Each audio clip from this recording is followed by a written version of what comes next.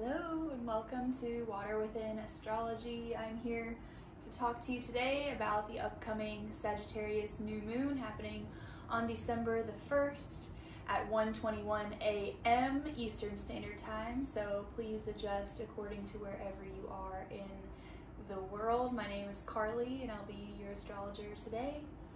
Let's go ahead and get into it. We have Sagittarius as the third and final fire sign in the zodiac wheel, and this is a mutable fire sign. Mutable meaning changing, and meaning it marks the end of a season in tropical astrology. So when we get to the end of Sagittarius season, we will be switching from fall to winter at the very first day of Capricorn season, which comes after Sagittarius, is the first day of winter, also known as the winter solstice, December 21st. So we're getting ready to make a transition, and Sagittarius is fire, and fire is an element that is not ever stagnant. It is always moving. And of course I have my candles as always going, and I have my gold candles to represent the sun, and we have one white candle and one black candle here burning with us as well to represent the duality and the oneness of the yin yang, if you know this symbol, this Taoist symbol. And this is a huge theme right now as we have just come out of Scorpio season, which has been interesting to say the least, very on brand for Scorpio energy. It's been very dark, it's been very uncomfortable, it's been very revealing and bringing light to dark places, as far as exposing people for their hidden motives and exposing things about them that is not necessarily acceptable for the polite society that we live in. And there's been a lot of duality and a lot of separation and a lot of blaming and a lot of scapegoating, and it's been very divisive, to say the least. So with this black and white candle, I wanted to burn them together so that it can represent, in this case, the oneness, because we cannot have the light without the dark, and Sagittarius season is such a beautiful time for us to remember that, because we are at the dark part of the year. Once we had the fall equinox, we have moved into the part of the year where the sunlight is getting less and less and less, until the winter solstice, actually, which is when the sun starts to actually return. So we, with the fire of Sagittarius, are bringing the light in, right? That's what we do for Christmas, that's what we do. We've been doing it since October. In the Halloween season, we've been putting up lights around the house, bringing more lights inside, burning more candles, or at least that was the traditional way in which the pagans would illuminate the darkness and make that a symbol for bringing light into the dark times. Because for them, it was a very dark time where there was a real fear of going hungry because of the crops not growing in the cold season, fear of freezing to death because there not being enough heat. You know, all these things were very real for them. And nowadays, we obviously don't have those fears unless you are someone who's not living indoors. And I'm not saying that we all have that privilege, because it's still a privilege to be able to have heat, to be able to live outside of that survival instinct. But most of us nowadays are not living in that way. We have come to a point in humanity where we have more or less conquered the elements and we're living in a pretty luxurious way compared to the way we used to live when these traditions were first being practiced. So it is indeed a great time for us to truly understand that and to truly be thankful for that as we are coming upon this Thanksgiving season. And I'm recording this the night before the Thanksgiving official holiday here in the States. And it brings me to this overall theme of Sagittarius as well, because Sagittarius is an optimistic, truth seeker, scholar, wise sage. You could even say the medicine person. Sagittarius is a centaur, and it is also the archer. So imagining a half man, half horse. The bottom half is the horse, who also is carrying a bow and arrow. And not only is he shooting his bow and arrow at his target is going upward into the sky and into the future. So when you look at the zodiac wheel and you see the cycle that we have been through, we have just come out of Scorpio season, and we have just come out of a really intense, deep, and transformative journey through the underworld, where Scorpio is the ruler of, or is ruled by, the underworld. And we have been able now with Sagittarius to look back and see the wisdom that was gained from that experience, and for us to be grateful for the experience that we made it through, that we were able to travel through, even if it was really hard and really uncomfortable.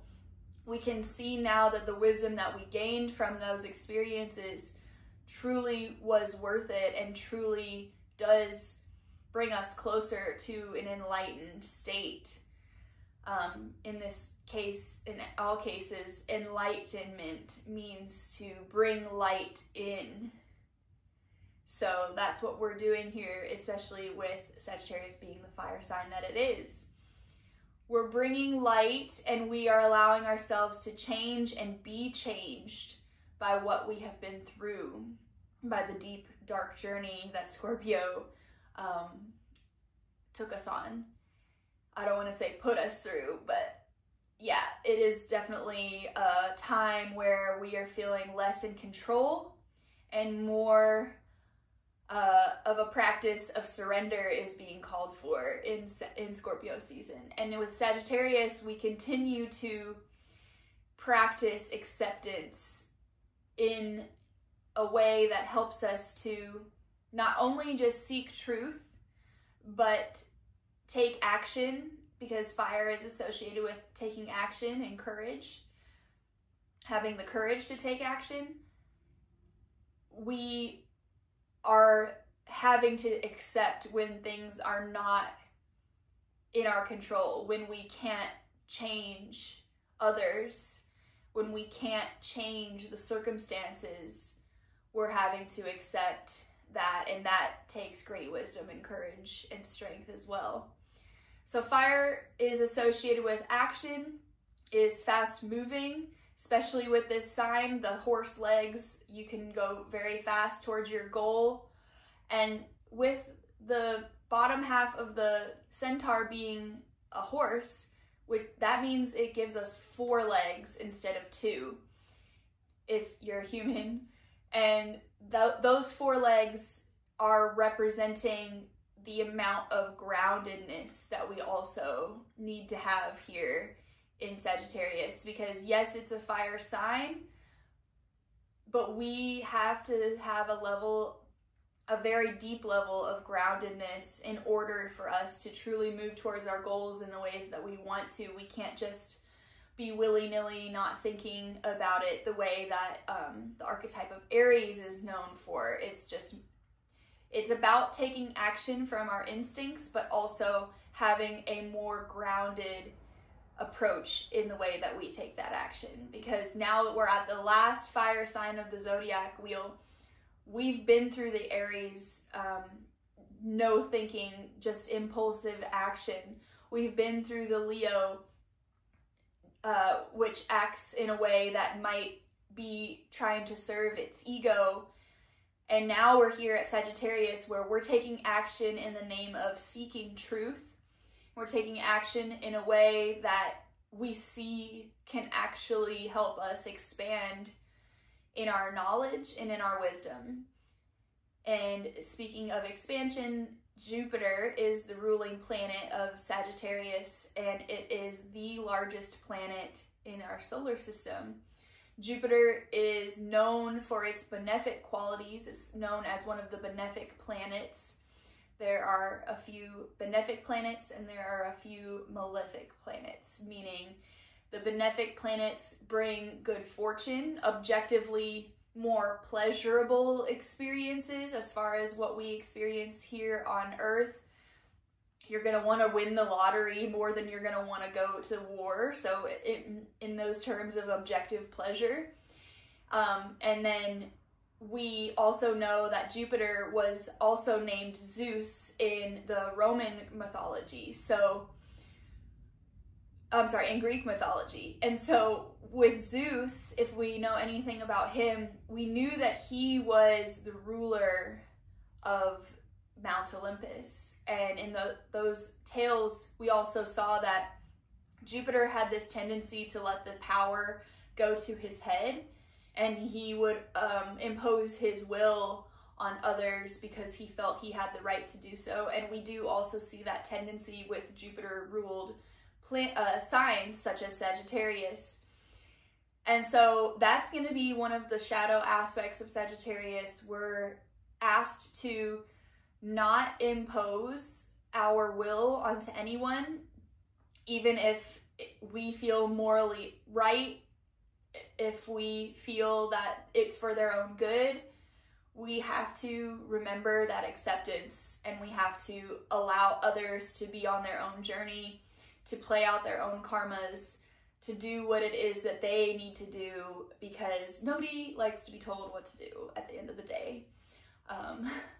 And Sagittarius can sometimes be that person that imposes the will and can need to take a step down off their soapbox, especially because we have Mercury in Sagittarius, Mercury being the ruler of communication, and not to mention that it just went retrograde on the 25th of November. So we're in for a reviewing process of our Sagittarius-like communication and education, travel plans.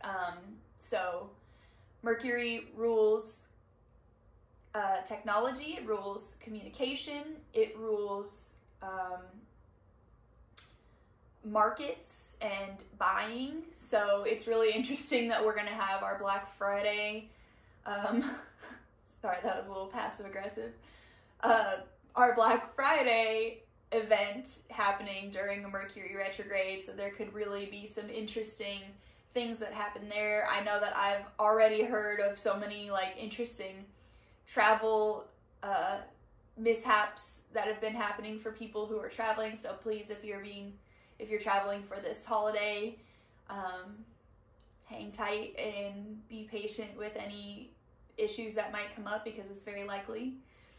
I know for me, I definitely have been experiencing some intense technology issues. My laptop got sent away for a repair and has just become lost now. So it's really just like on brand. Honestly, I'm laughing at it, but it's been a very frustrating time.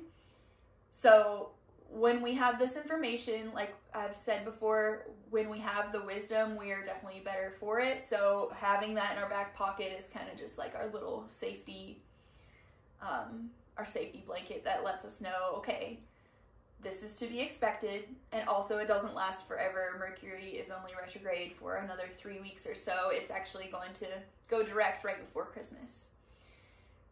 So we're going to hold on tight to that. The sun and the moon are both in Sagittarius. That's what makes a new moon. And a new moon marks the beginning of a moon cycle. So we're here at the beginning. We're here in this beginning of the month as well, December 1st. I love it when new moons happen on the 1st of the month. It's so perfect. It's really, really powerful for any spell work if you do that sort of thing at the 1st of the month. And for the Sagittarius aspects of it, it's really beautiful. Maybe you're starting to move into some new educational options. Maybe you're thinking about, you know, starting a new project creatively, or maybe you're thinking about planning a travel excursion. Maybe you are reviewing, because we're having Mercury retrograde in Sagittarius as well. Maybe you're reviewing some of the belief systems that you have. We have Jupiter in Gemini also retrograde. And Jupiter in Gemini is very much reviewing our mindset, right? Gemini is a Mercury-ruled sign, and it wants to be in the mind and intellectually stimulated, and it wants to have a thought-provoking life, and it wants to, in Jupiter, with Jupiter there, it wants to think bigger and to allow ourselves to change into something new, perhaps, and to adjust whatever our belief systems are that might not be serving us, that we might not want to take into the new chapter that we're starting with this new moon. Jupiter in Gemini is not super stoked to be there because Jupiter is the biggest planet and Gemini is dealing with small things. It's Mercury ruled, so it's very much a faster moving planet, with Jupiter not being a very fast planet. And Gemini is also ruling over small things, and it wants variety. It wants to like look at all these different options, and it can sometimes be overwhelmed with options. And Jupiter wants to think big and see the big picture and zoom out, as opposed to getting closer and having all these options. So while Jupiter does not really enjoy being in Gemini, we have Mercury, who rules Gemini, in Sagittarius, who's ruled by Jupiter. And when those two things happen, when we have two planets opposite each other, because they're opposite on the zodiac wheel, we see that one is uncomfortable by itself and the other one's uncomfortable by itself. But when they're opposite, that's called a mutual reception, and it means that yes, they're uncomfortable, but they're able to communicate with each other in a way that's like, hey, I'm in your house. How do you turn the TV on? Where's the extra toilet paper? Like, what are these nuanced things that I wouldn't know by myself, but now I have you on the phone in this opposite transit. Let's be able to talk to each other and help each other. Even though an opposition is technically a harsh aspect, in this case of the mutual reception, it's beneficial. So we do have that going for us, even though both of those planets are in retrograde. We also have a square for this new moon happening. The square is against Saturn, and Saturn is in Pisces. So what does that mean in human terms? The new moon in Sagittarius is calling us to perhaps, begin new educational pursuits, begin new travel plans, think bigger into the future, to set our eyes on whatever our target is, to pull our arrow back and use our bow to shoot it forward.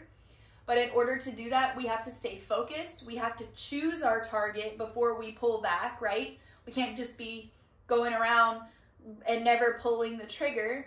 We have to lock in on our goal, and we have to stay focused, and we have to realize that whatever we pull this bow and arrow back towards, we're going to hit our target, and we're going to know that because we're the archer.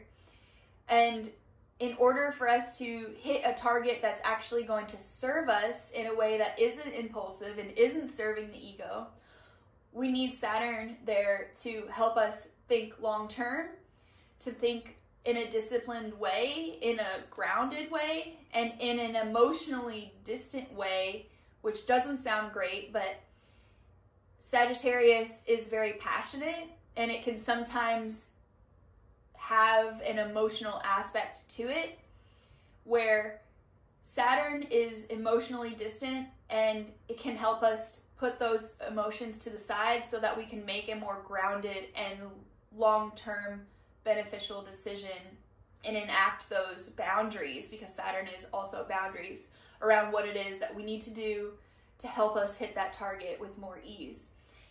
And we have a square, which is a challenging aspect, so it really might be quite challenging for us to use Saturn and to enact those boundaries and to think long term. It might be more difficult, especially with Mercury retrograde, to really think through the decisions that we want to make around which goal that we're headed towards.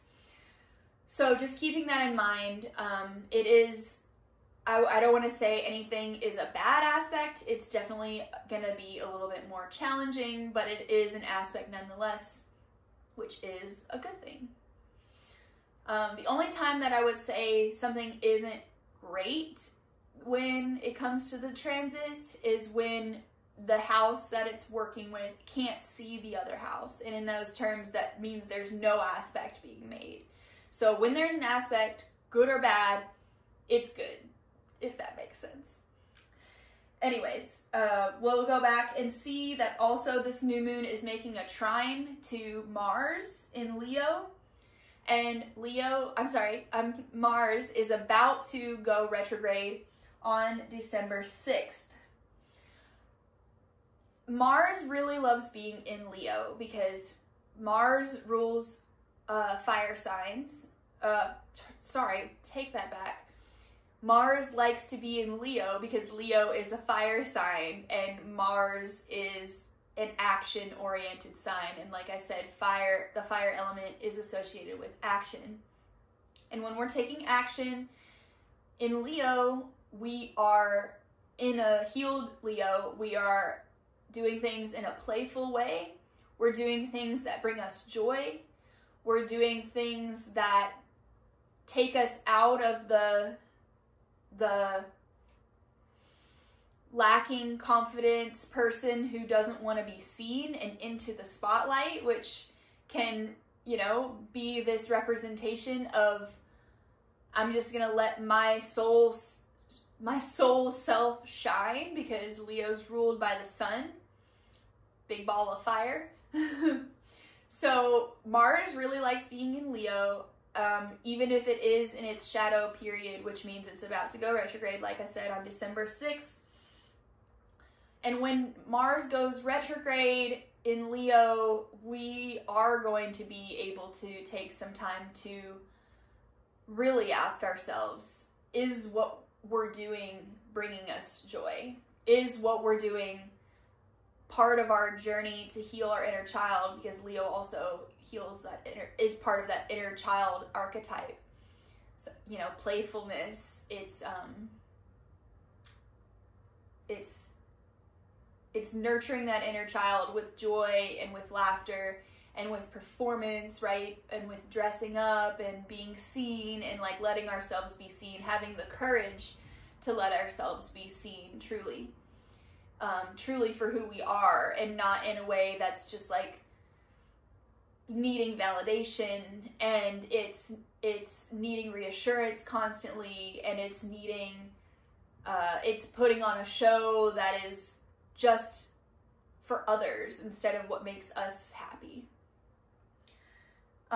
And so the last aspect that I'll talk about, I already talked about Jupiter a little bit, but we do have this new moon opposite Jupiter as well. And so like I said, Mercury is in Sagittarius.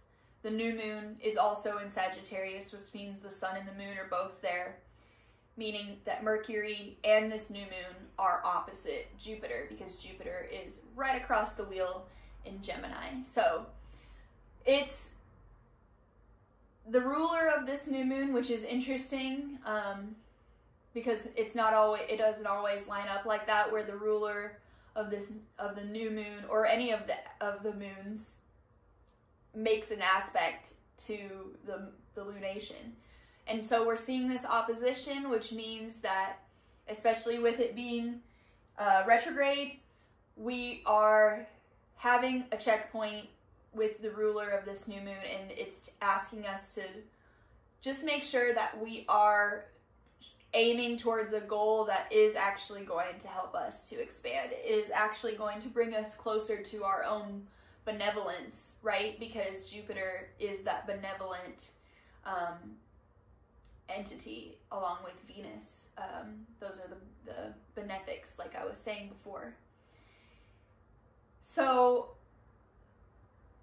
enough of the aspects. Let's just go ahead and get into the rest of it. We have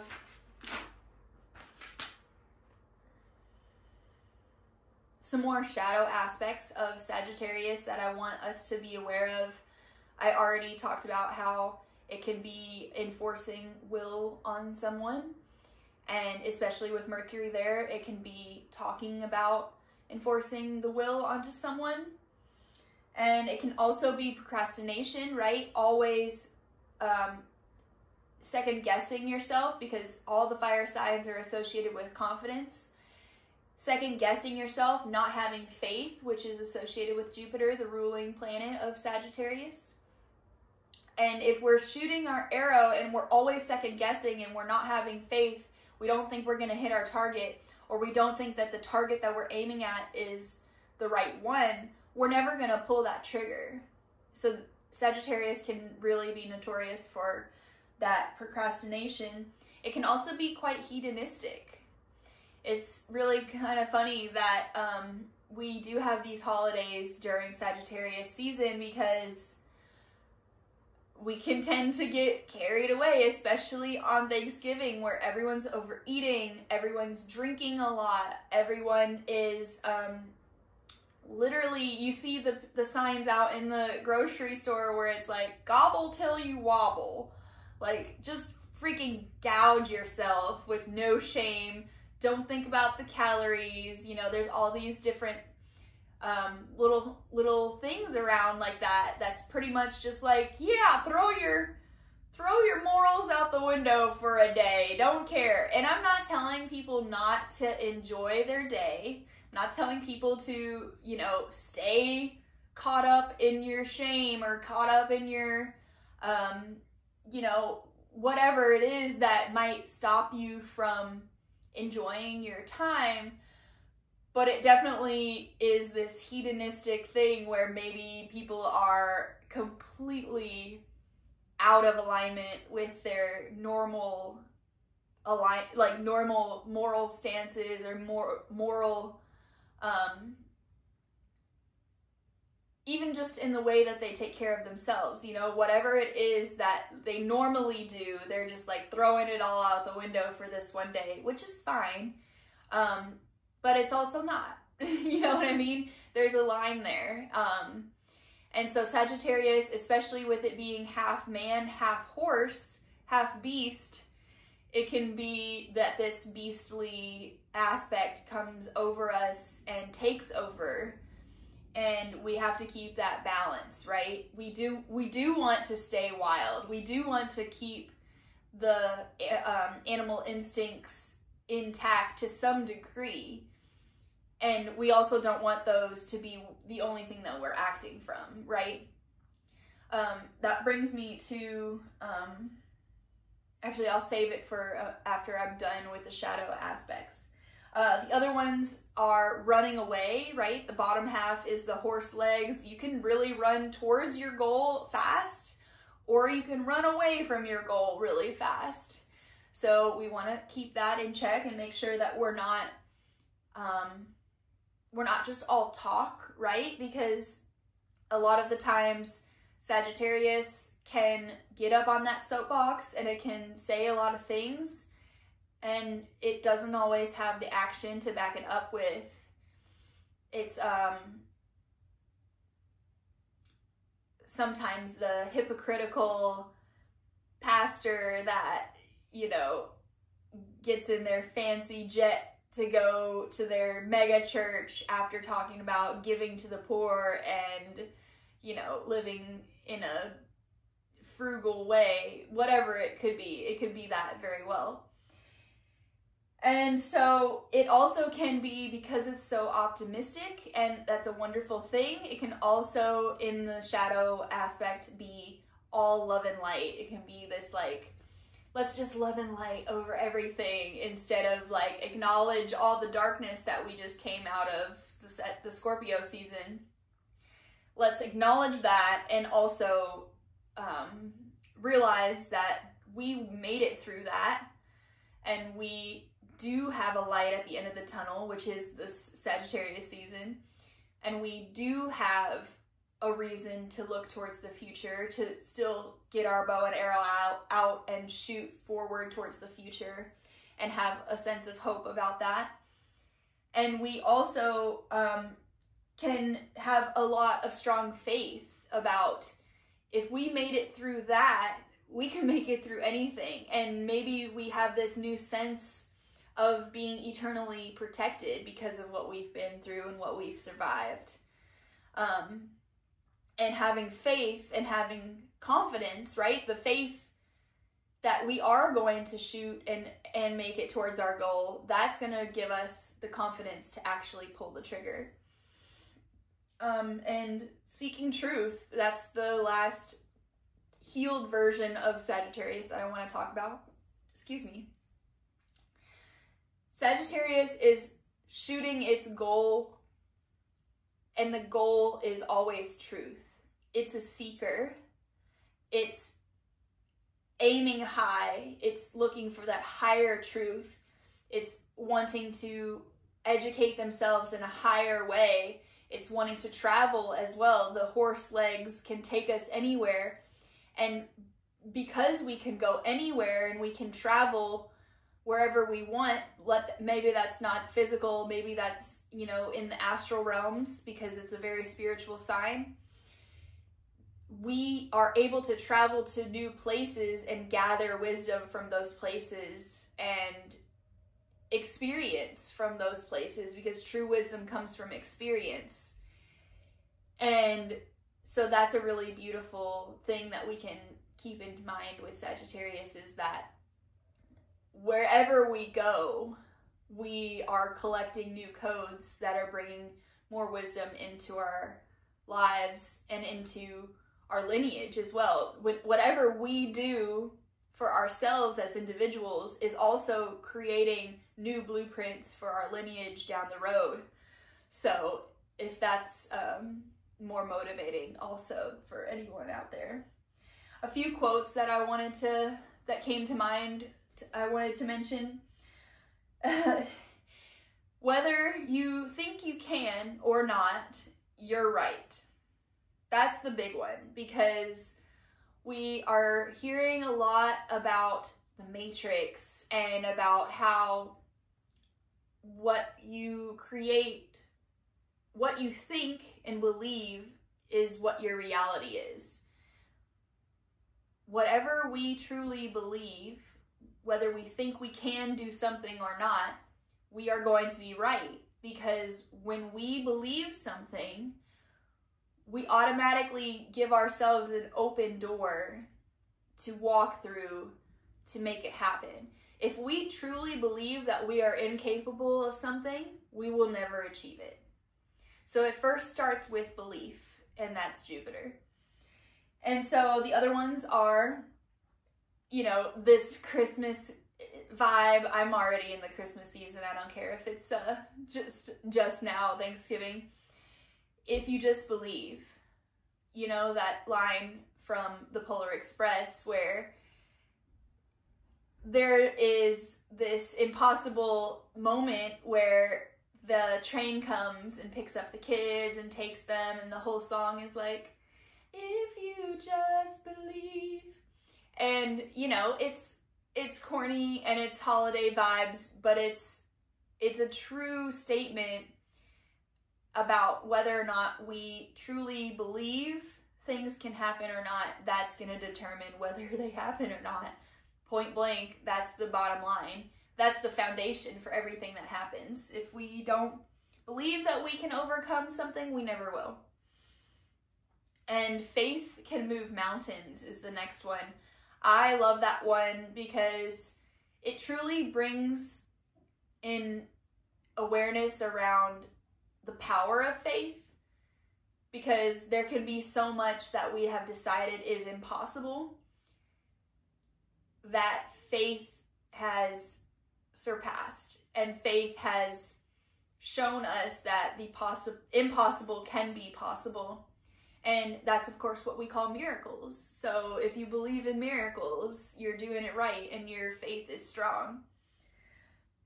And the last one, it's pretty much just one more way to say what I've already been saying. What we believe, we perceive. So if there's anything in our lives that we are not happy with, maybe we can just change our own perception.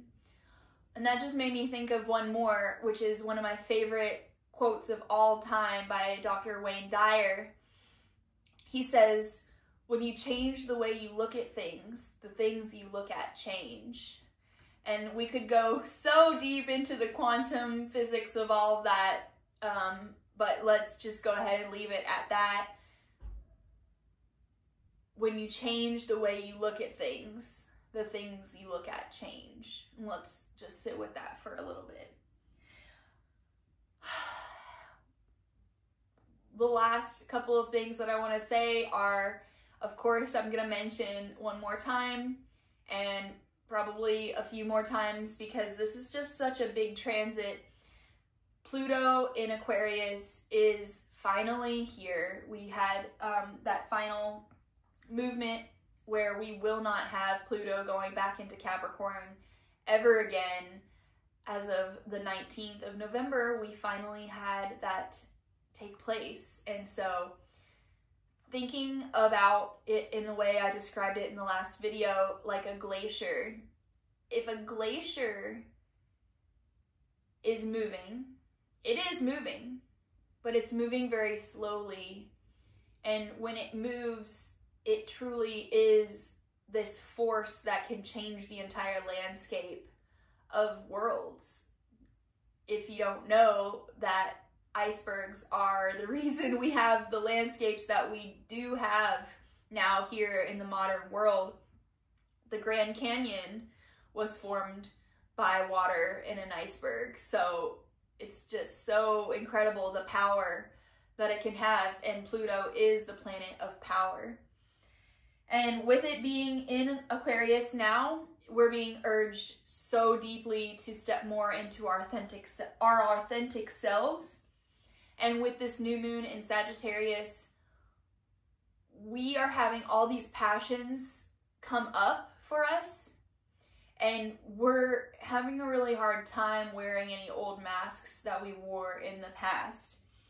It's kind of like letting your freak flag fly with Pluto in Aquarius. We are really all going to be urged to step into and own our weirdness and our uniqueness for the next 15 years until 2044, which is when Pluto will move again. And Sagittarius is about having the courage to take action, to own who we truly are, and to seek truth, what's true for us. It's having the courage to be wild and to tap into those animal instincts and to not be afraid to be seen when we are in that wild state. And it's just been really calling us to put down these masks, and we'll be continuing to put down the masks that we wore in Pluto and Capricorn for the next 20 years. Just moving more and more into our authentic, unique selves.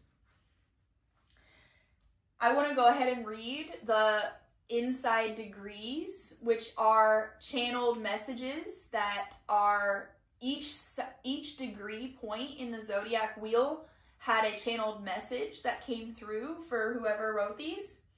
I actually don't know who wrote these. It's just a thing. The 9 degrees of Sagittarius message is really interesting.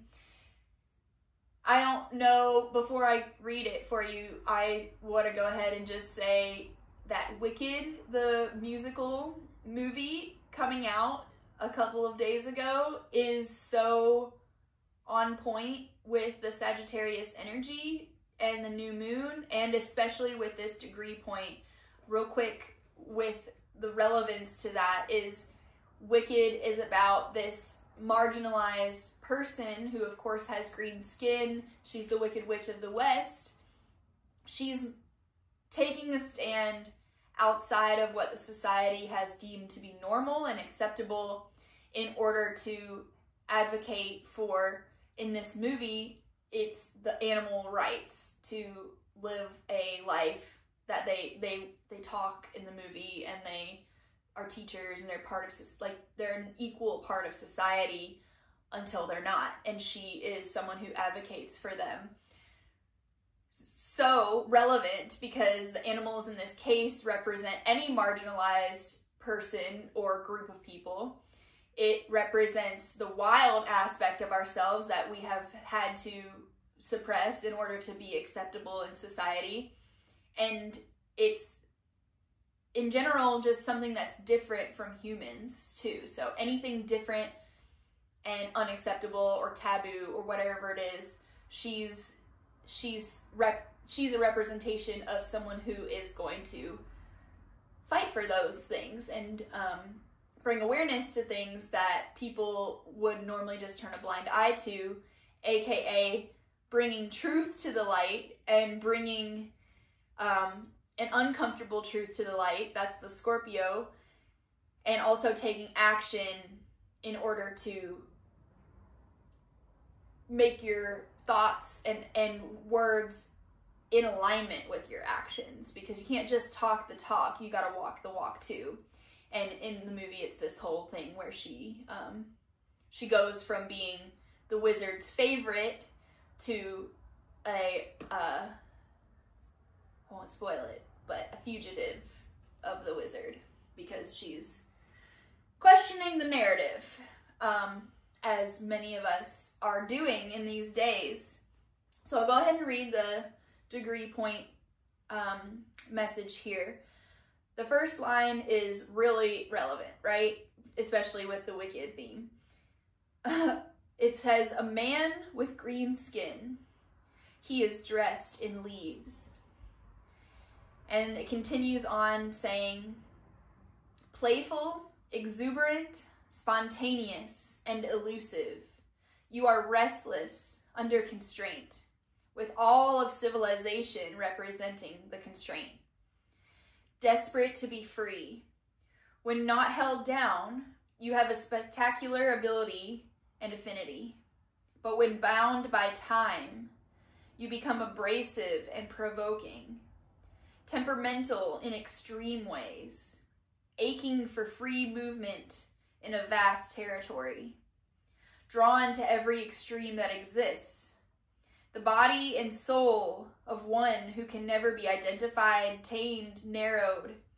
You are the one who knows the deep earth is surging with volatile currents, and these bear all hope and promise if they are followed with open arms." AKA if you are not clinging to your cognitive dissonance. The one who shows everybody what life is like when it lets itself go and contagiously ripples with permission and encouragement for each and all to come out and play and explore far edges, and even perhaps over those edges into greater wilderness. Claiming the allegiance of those whose wildness is no passing whim, but the only viable way. claiming the allegiance of those whose wildness is no passing whim, but the only viable way. And to me, that means being willing to seek truth, to come back to our own wildness, and to admit that we are animals too, and to admit that we have wild aspects that should be respected, that should not be suppressed, that should be healthily expressed, and not someone who just says that and doesn't mean it. Someone who talks the talk and doesn't walk the walk, and isn't willing to take that extra step to take action on behalf of the words that they're saying, on behalf of the truth that they feel.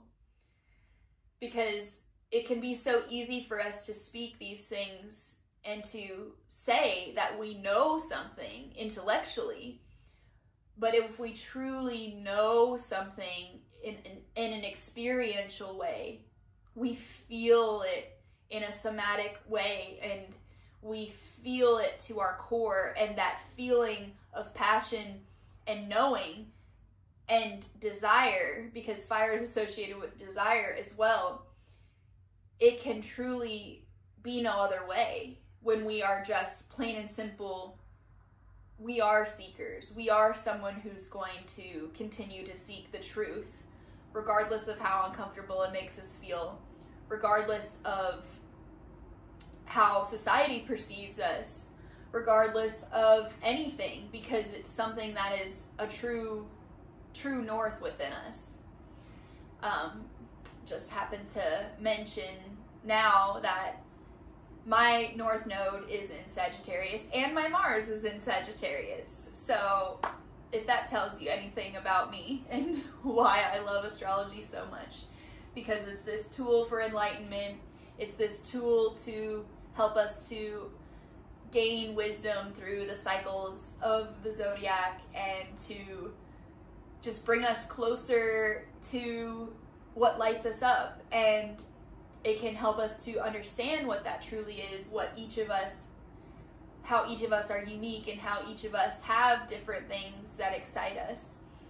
We are being asked with Sagittarius to follow that excitement, because excitement is one of the highest frequencies that exists. And when we feel excited about something, when we truly feel that, we are feeling our soul resonating with something in a way that we can't ignore. You know, excitement is not just a passive and subtle emotion. It takes over, and it can make us vibrate with you know, energy in a way that fuels us to take action, because we're feeling that resonance, and we're feeling something that maybe we can't even explain why it makes us so excited, but we know that it does, because it's not a subtle thing. And so with the last little bit here, actually I pretty much just went over everything. I want to say that this energy of Sagittarius is really wonderful. It is this, like I said, light at the end of the tunnel, and it is this momentum that we're building here and now with the last fire sign of the zodiac. And we want to have that fire stoked strong enough to last us through the winter. Because yes, the winter solstice is supposedly, you know, the first day of winter, but it's also the day that the sun starts to come back to us. So we want to have a nice bonfire, right? Sagittarius is kind of like this bonfire, if you want to think about the different ways that fire can exist. Aries is like this flame, this spark. Leo is more like a spotlight, or the sun, if you will, this, you know, this light that we admire from afar, that we see on stage or whatever it is. And then Sagittarius is this bonfire where we can all gather together and feel the warmth together, and, you know, share stories and share the wisdom that we've gathered with each other, just the way that we do at the holiday season, where we come together and we laugh and we give thanks, and we really gather around the fire, because that's where in the old days the food was prepared, over the fire. So, you know, enjoying the food, hopefully in a way that is absolutely honoring the truth of the season, instead of having cognitive dissonance around what Thanksgiving actually is. I'm not going to get into all that, but hopefully there is a lot of skeletons being brought out of the closet around colonized holidays, commercialized holidays, and, you know, all the things that need to come to light so that we as a collective can awaken to higher truth and higher wisdom, so that we can be liberated through that, because ultimately this wisdom is empowering us. Knowledge is power. And instead of turning a blind eye and reverting back into our cognitive dissonance, we can use this information and this wisdom and awareness to empower us, even if it's uncomfortable, even if it disrupts our egos, even if it's dark and scary. We ultimately can take this information and wisdom and point our arrow towards a better future, and have hope and faith that that is exactly the direction that we're headed in. And so with that, I will go ahead and ask. Actually, I'm going to start to do at the end here, I'm going to do a rune pull, and I'm going to do a quick card reading. I wanted to pull a card from Kuan Yin, my Kuan Yin deck, which she's the goddess of compassion, and we all could use a little bit of that right now after all that we've been through with Scorpio season. So let's go ahead and pull a rune. I got the blank one. Okay. Oh my gosh, it's so perfect. So it's the, if you can see it, I don't know if you can see, it's just a little less than sign or a greater than sign. And the name is Kwanin, kind of sounds like Kuan Yin. And it means torch, fire, malady, death, mortality, pain, or ulcer. So, yeah, I did want to mention also, I meant to say that the fire of Sagittarius can also be used as a tool to burn away whatever it is that is in our path, right? In the ways that the pagans would blaze a trail is that they would set fire to the plant matter that was in the way so that they could have a pathway. They wouldn't burn everything down. They would just burn a little bit so that they could move through and have a path. And that fire can be destructive, but it can also blaze a new trail. And it can be brave enough to blaze a new trail and brave enough to step foot into the unknown and to step outside of what's normal and step outside of what we have known and what was comfortable before in order to expand and have a new trail. And so that's a good thing. So that's hilarious. The torch. And then I'll go ahead and pull a card for us. Please, Kuan Yin, be with us as we pull this card for the new moon. I am asking for the collective what we need to hear from you, Goddess of Compassion, in order for us to be more empowered with your wisdom and love and motherly care. Oh, wow. So perfect. It's so stupid when it's like this, you know? I don't know. It's just so perfect. Okay, so it's, she is there, if you can see.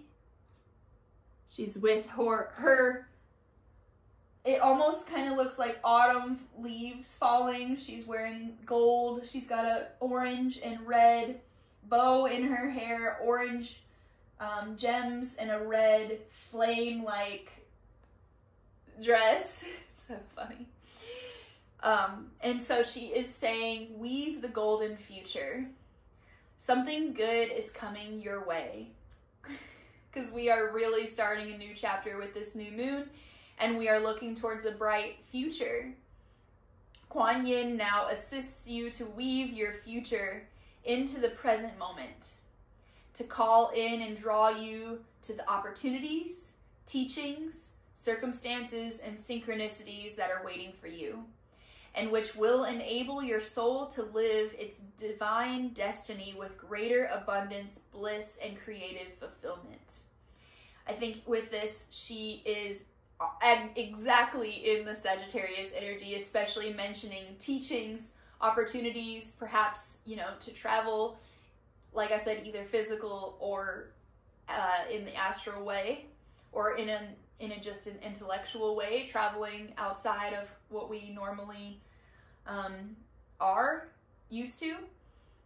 And when she says, weave your future into the present moment, it's not just looking towards the future and knowing that it's going to, having faith that it's going to be better, and, you know, saying we're going to get there, and not being present. What we can do is take that optimism and hope and belief in the future, and we can be grateful for where we are now, and we can truly see, you know, what we have been through, and know that we are okay right now, even if it's not perfect, even if it's not ideal.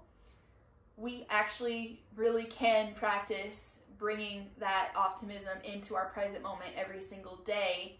And therefore, when we create that muscle memory around optimism, we are gonna be stronger and have that as a tool for the future as well. So I will go ahead and end it here. I was gonna ask as well, if you did make it to the end of this video, go ahead and comment below what your moon sign is, and I will let you know if there's an aspect being made to your moon sign. And I will also put my link below if you would like a more in-depth reading with your chart. And I will also put a song below too, because I always like to pick a song that's associated with this new moon energy. So yeah, if you haven't already, subscribe to this channel and like this video, share it with someone if it resonated with you, or if you feel it would resonate with someone that you love. And I hope everyone has a safe Mercury retrograde and holiday season, and I will see you back in 2 weeks. Thank you.